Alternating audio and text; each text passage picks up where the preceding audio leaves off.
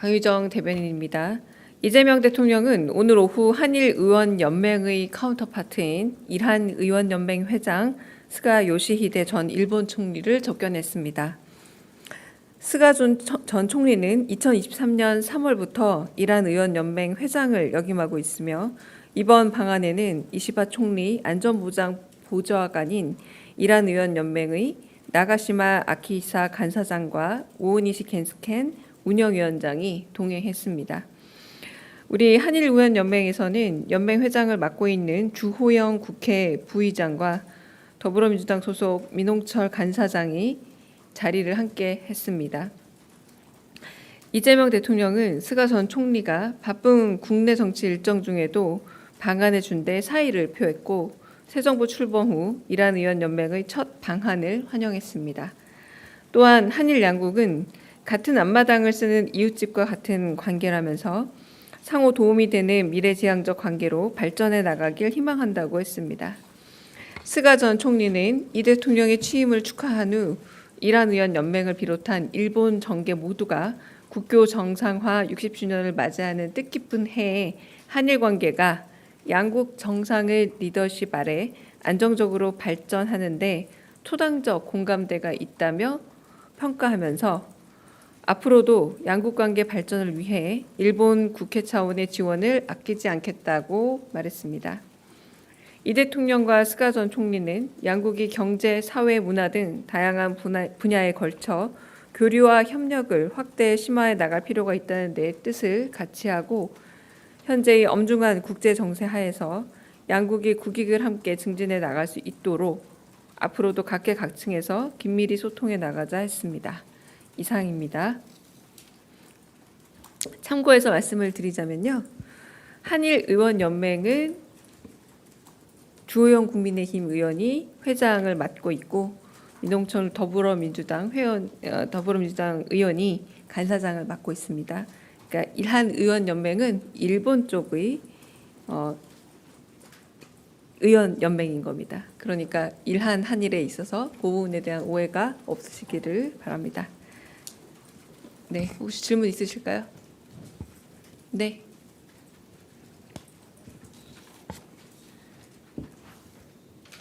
저 TV조선 최민식인데요. 오늘 그 스가 전 총리께서 혹시 관세 협상과 관련해서 좀 팁을 주시거나 조언을 해주신 게 있는지 궁금하고요. 그리고 두 번째로 오늘 배임죄 관련해서 대통령께서 외국인들이 처벌받을까 두려워서 투자를 망설이는 경우가 있다고 사례를 말씀해 주셨는데 사실 노란봉투법 관련해서도 암참이나 유럽 상위 같은 곳에서 많은 애로를 이야기하고 있거든요. 이런 부분에 있어서 정부가 고려를 하고 있는지 궁금합니다. 네, 일단 스가 전 총리지만 이번에 일한의원연맹의 이제 대표 격으로 외교 사절단으로 오신 겁니다. 이제 한국 의원들과의 교류라고 할 수 있겠고요. 일본과의 그래서 셔틀 외교 같은 것들의 복원, 잦은 왕래 같은 것을 이야기했지만 관세 협상을 얘기할 자리도 아니었다라고 말씀드리겠습니다.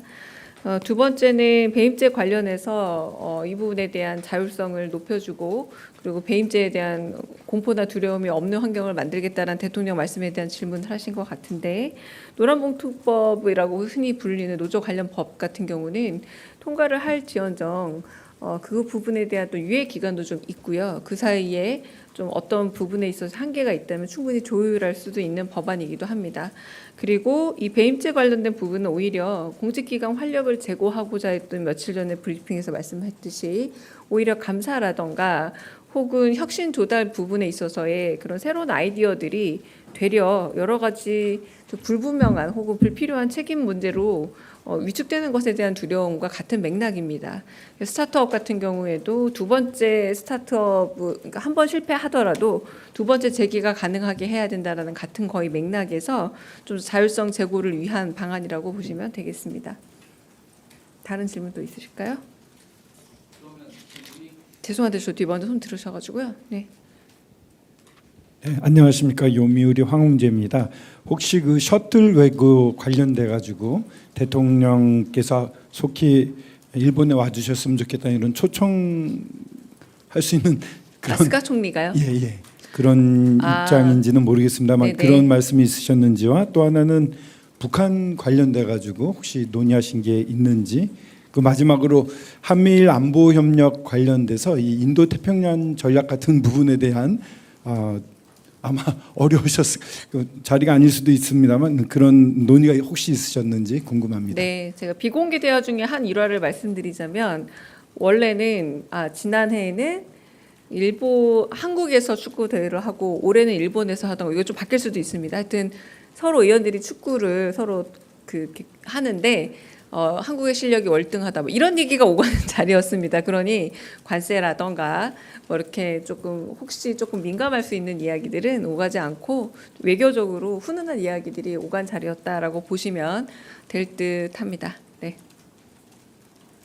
다른 질문도 있을까요? 네. 안녕하세요. 프레시안 박정현입니다. 이 대통령께서 미국, 일본 등에 머무르고 있는 장관들과 관세 협상 관련해서 화상 회의를 했다는 보도가 나왔는데 회의를 하셨는지 그리고 하셨다면 어떤 내용을 좀 하셨는지 말씀해 주실 수 있는 범위 내에서 부탁드립니다.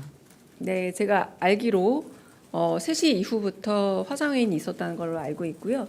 곧 서면 브리핑 형태로 정책실에서 브리핑이 나올 거니까 좀 기다려 주시면 될 듯합니다. 다른 질문 있으실까요?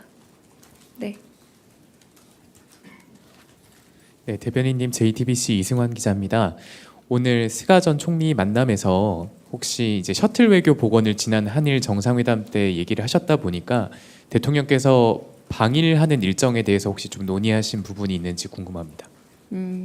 그런 부분을 이제 구체적으로 말씀하진 않았고요. 셔틀 외교에 대해서 G7에서도 서로 이야기를 나눴고 그래서 일본의 이시바 총리와도 그런 얘기를 나누고 있지만 현재로서는 얼마 전에 참여 선거가 좀 마무리되지 않았습니까? 그래서 그런 부분에 있어서 현실적으로 바로 제기하는 데는 조금 어려움이 있더라 뭐 이런 얘기들은 좀 나누셨습니다. 근데 곧 뭐 복원되거나 이렇게 좀 서로 왕래가 있지 않을까 생각은 들었습니다. 네.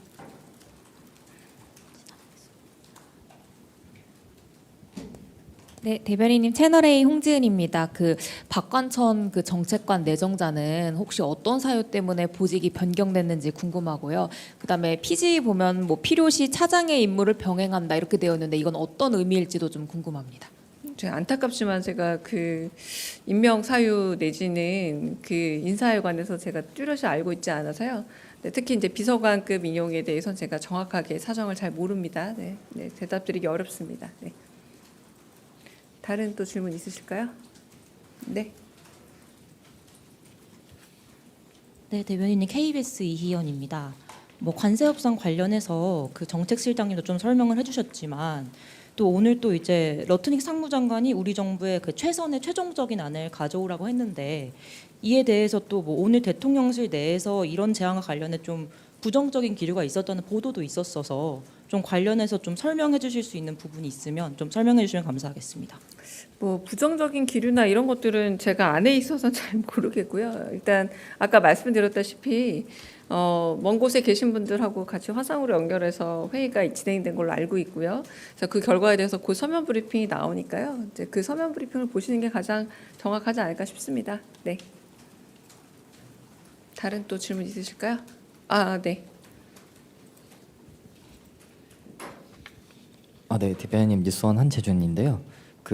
스가 전 총리가 이렇게 연맹 회장 자격으로 오긴 했지만 저희 대통령과의 만난 자리에서 혹시 이시바 현 총리의 메시지를 전달하거나 좀 그런 것도 비공개해서 좀 있었을지 궁금합니다.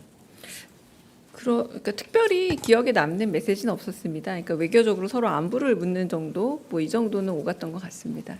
네. 다른 질문 없으면 여기서 마치겠습니다.